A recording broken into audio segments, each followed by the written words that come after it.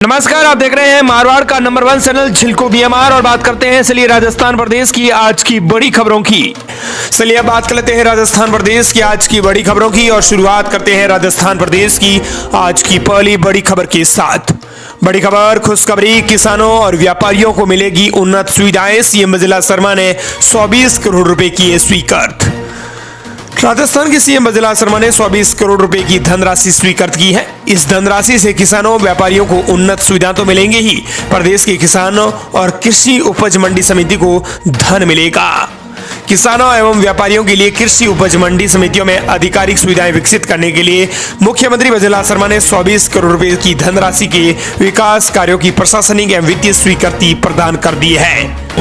अगली बड़ी खबर, अमेरिका में 119 और अवैध अप्रवासियों को आज भारत भेजेगा विमान। अमृतसर में लैंड होगा। 5 फरवरी को 100 को हथकड़ी बेड़ियों में लाया गया था। अमेरिका से अवैध अप्रवासी भारतीयों का दूसरा बैच शनिवार की रात आज 10 बजे पंजाब के अमृतसर पहुंचेगा। इसमें 119 भारतीय हैं, जिसमें से राजस्थान के भी लोग शामिल हैं, जिसमें राजस्थान के 2, पंजाब के 66 लोग और हरियाणा के 33 लोग और गुजरात के 8 भारतीयों को डिपोर्ट किया जाएगा। अगली बड़ी खबर, आईएएस और आईपीएस सहित 12 आरोपियों को गिरफ्तारी वारंट से मिली राहत, समन नोटिस हुआ जारी। दरअसल आपको बता दें कि इस संबंध में सुनवाई 17 फरवरी को होगी। अजमेर की एडीजे कोर्ट से आईएएस गिरधर कुमार, आईपीएस सुशील बिश्नोई, तहसीलदार और पुलिसकर्मी और पटवारी सहित 12 आरोपियों को राहत मिली है। इनको अब गिरफ्तारी वारंट से नहीं बल्कि समन नोटिस जारी किया जाएगा। इन लोगों पर 11 जून 2023 की रात 2 बजे जयपुर रोड स्थित होटल मकराना में कर्मचारियों को डंडा और रॉड से पीटने का आरोप लगा था। पार्टी के बाद खाना खाने गए थे, जिसके बाद इस आरोप में अब उन्हें यह राहत मिली है। गिरफ्तारी वारंट से राहत मिली है। समन नोटिस अब जारी होगा। अगली बड़ी खबर, राजस्थान में 15 मई तक वार्डों का होगा पुनर्गठन। 15,000 की आबादी तक 20 वार्ड बनाए जाएंगे, 1 होंगे जयपुर। राजस्थान सरकार पंचायती राज संस्थानों के बाद अब शहरी निकायों का भी पुनर्गठन करने जारी है। नगर निगम, नगर परिषदों और नगर पालिकाओं की सीमाओं में बदलाव होगा। जयपुर, जोधपुर और कोटा में भी 2 की जगह 1 नगर निगम होगा। इसके लिए 16 फरवरी से 15 मई तक वार्डों का पुनर्गठन किया जाएगा। इस पुनर्गठन के बाद ही प्रदेश में निकाय चुनाव होंगी। बता दें कि इससे पहले स्वायत्त शासन विभाग ने 22 नवंबर को अधिसूचना जारी करके 1 दिसंबर से 1 मार्च तक वार्डों के परिसमन की घोषणा की थी। अब आपको बता दें कि 15,000 की आबादी वाले 15 मई तक 15,000 की आबादी वाले वार्डों का पुनर्गठन होगा, जहां पर 20 वार्ड बनाए जाएंगे। अगली बड़ी खबर, हम अपडेट, मोबाइल ऐप से मिनटों में हेल्प करने के लिए पहुंचेगी पुलिस। मैसेज भेजते ही 15 सेकंड में रिस्पॉन्स आएगा। दरअसल जयपुर में आपको बता दें कि 11 फरवरी को एक कोचिंग छात्रा से सरे रहा युवक ने छेड़छाड़ की।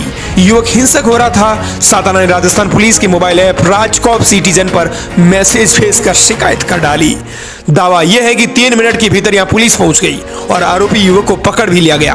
पुलिस के तुरंत एक्शन लेने का यह मामला काफी चर्चाओं में है। एक मोबाइल ऐप के जरिए पुलिस ने कैसे बड़ी वारदात होने से रोक दी, कैसे एक मैसेज को और क्लिक पर पुलिस ने मुसीबत में फंसी कोचिंग छात्रा की लोकेशन निकाली और महज 3 मिनट में मदद पहुंचाई।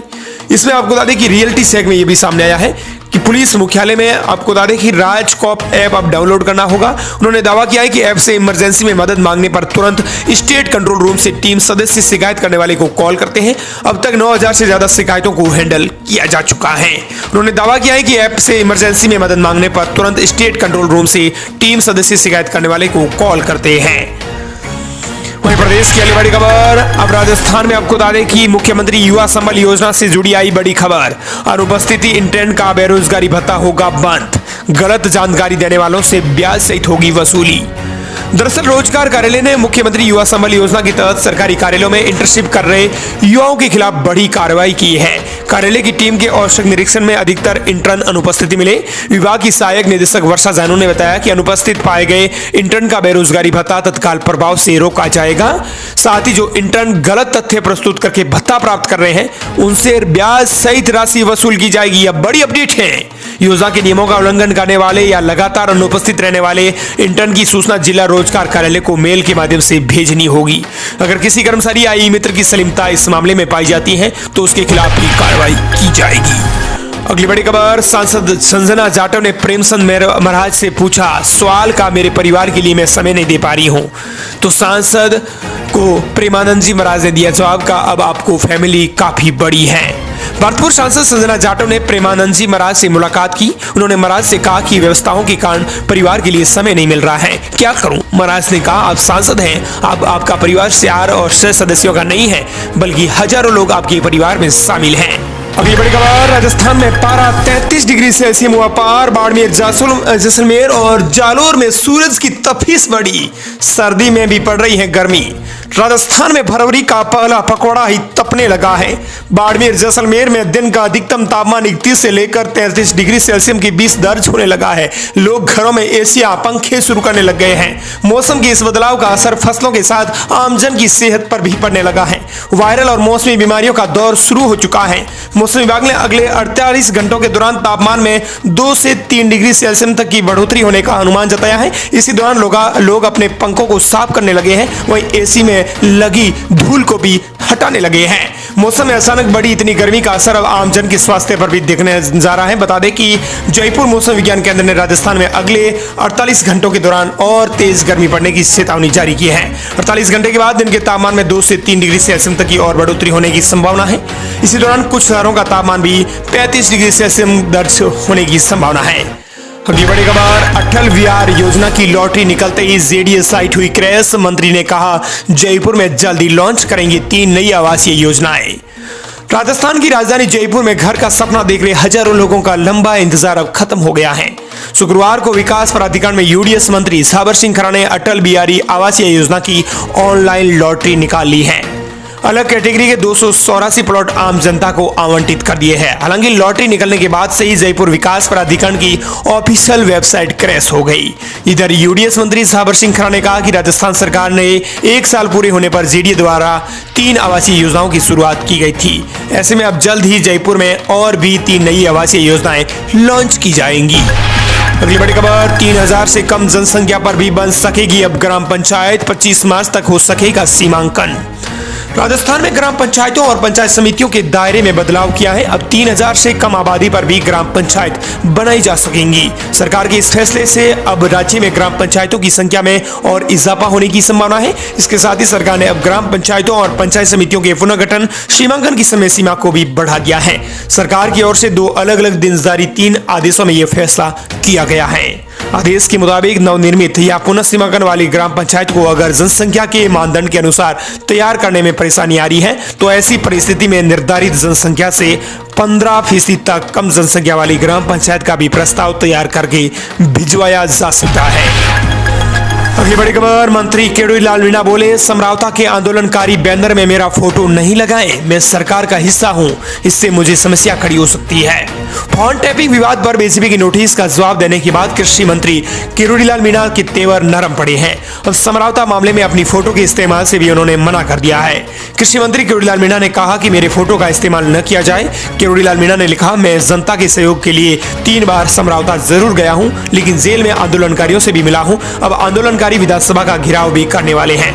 केवड़ीलाल मीणा ने कहा कि कृपया इससे जुड़े बैनर पोस्टरों में मेरे फोटो और पुराने वीडियो आदि का उपयोग नहीं करें, क्योंकि मैं सरकार का हिस्सा हूं, इससे मुझे समस्या खड़ी हो सकती है। अगली बड़ी खबर, राजस्थान में वरिष्ठ नागरिक तीर्थ यात्रा योजना, 37,000 लोगों को जिला सरकार अपने खर्चे से कराएगी यात्रा।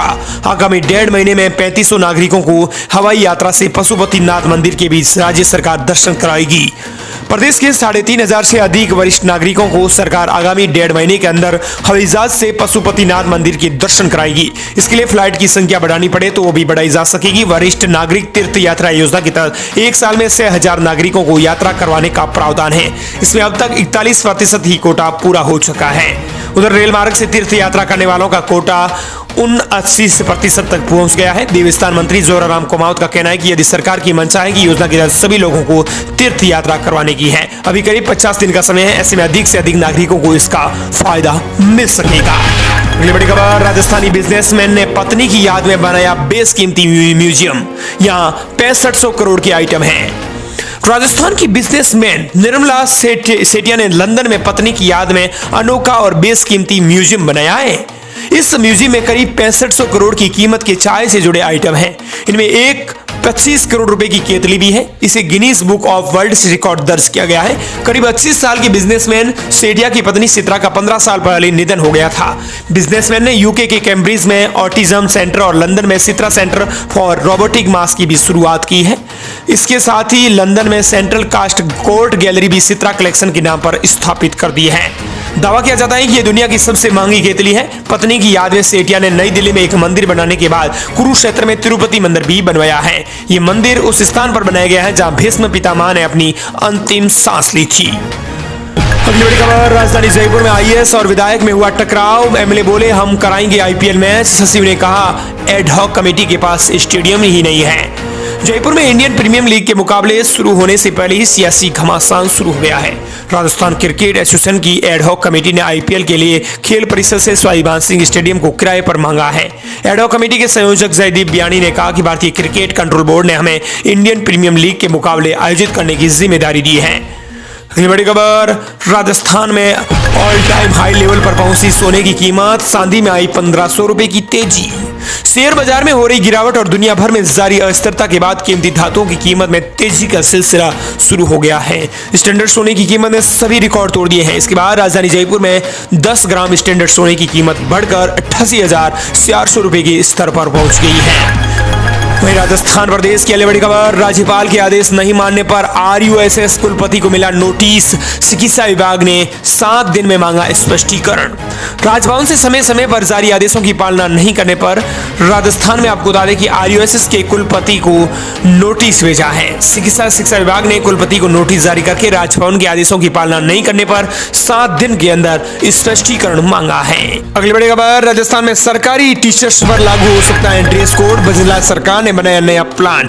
और राजस्थान सरकार में अगर आपको ऐसा लगे राजस्थान की सरकारी स्कूलों में जो टीचर्स पढ़ाते हैं वो एक ड्रेस पहन के आए तो कितना अच्छा लगता है, कितना सुंदर लगता है। राजस्थान सरकार ने अब सरकारी स्कूलों में शिक्षकों के लिए एक ड्रेस कोड लागू करने की कवायद शुरू की है। जिस प्रकार पुलिस विभाग में भी पुलिस जिस तरह से अपनी ड्रेस पहनती है उसी प्रकार अब शिक्षक एक ड्रेस पहनकर स्कूल में आएंगे। ये नजर आएंगे तो स्कूलों में एक रौनक बढ़ जाएगी। स्कूल में शिक्षकों की एक रौनक अलग ही नजर आएगी। इसके लिए बाकायदा सरकार एक प्लान बना रही है। नया नियम भी लागू करने जारी है, टीचरों का ड्रेस कोड। बजलाल सरकार अब इसको सरकारी स्कूलों में बड़ा बदलाव करने की तैयारी कर रही है। सब ठीक हुआ तो सरकारी स्कूलों में शिक्षकों का ड्रेस कोड लागू किया जाएगा। इसको लेकर राजस्थान सरकार कवायद में जुटी हुई है। स्कूल में पॉजिटिव माहौल बनाने के लिए सरकार ने ये एक नई पहल कर रही है। यदि यह नियम लागू होता है तो ड्रेस का कोड है वो लागू करने वाला राजस्थान देश का तीसरा सबसे बड़ा राज्य बन जाएगा। जिससे पहले महाराष्ट्र और असम टीचर्स की ड्रेस कोड लागू कर चुके हैं। इसको लेकर बीते दिनों शिक्षा मंत्री मदन लाल राव ने भी संकेत दिए थे। इससे पहले भी वसुंधरा राजे सरकार में भी ड्रेस कोड लागू करने की कवायद शुरू हुई थी। लेकिन अब शिक्षा विभाग के जुड़े सूत्रों की माने तो स्कूलों में ड्रेस कोड लागू करने के लिए शिक्षा मंत्री मदन लाल संकेत दे चुके हैं। उन्होंने एक समारोह में कहा था कि स्कूल में बेहतर एजुकेशन माहौल बनाने के लिए पॉजिटिव सोच होनी चाहिए। इसके लिए उन्होंने भी स्कूल टीचर्स को सादे कपड़ों में स्कूल आने की नसीहत दी थी। उनका मानना है कि इससे बच्चों के मन में पॉजिटिव इफेक्ट पड़ता है। इसको लेकर सूत्रों का कहना है कि विभाग इस पर कवायद करने जुटा हुआ है। अगली बड़ी खबर, एसआई भर्ती परीक्षा मामले में भारी पड़ रहे हैं सरकार के वकील। याचिकाकर्ताओं पर लग रहे हैं तथ्य छिपाने के आरोप। सब इंस्पेक्टर भर्ती परीक्षा पेपर लीक मामले में राजस्थान हाईकोर्ट में पिछले 5 दिन से लगातार सुनवाई हो रही है। याचिकाकर्ताओं और सरकार के वकीलों के बीच अलग अलग बिंदुओं पर तर्क वितर्क हो रहे हैं। हालांकि ये सब जानते हैं कि एसआई भर्ती परीक्षा का पेपर एग्जाम से पहले आउट हो गया था, लेकिन परीक्षा को रद्द करने से सरकार बच रही है।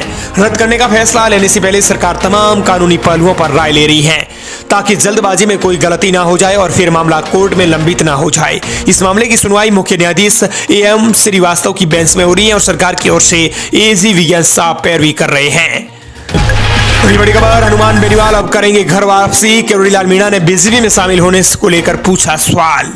प्रदेश में फोन टैपिंग के मुद्दे को लेकर सियासत जमकर उबाल पर है। इधर मंत्री किरोड़ीलाल मीणा ने फोन टैपिंग के आरोपों को लेकर अपनी गलती को स्वीकार कर लिया है। इसी बीच किरोड़ीलाल मीणा हनुमान बेनीवाल को लेकर एक बड़ा बयान सामने आया है। इसमें उन्होंने एक सवाल के जवाब में बेनीवाल पर तंज कसते हुए कहा है कि हनुमान बेनीवाल का जन्म तो बीजेपी में हुआ है, मैंने उसका साथ नहीं बल्कि बेनीवाल ने मेरा साथ छोड़ा था। इधर बीजेपी की नोटिस का जवाब देने के बाद किरोड़ीलाल मीणा ने मीडिया में खुलकर बात की है। और इस प्रकार ये थी राजस्थान प्रदेश की आज की बड़ी खबरें। मिलते हैं नई तमाम बड़ी खबरों के साथ।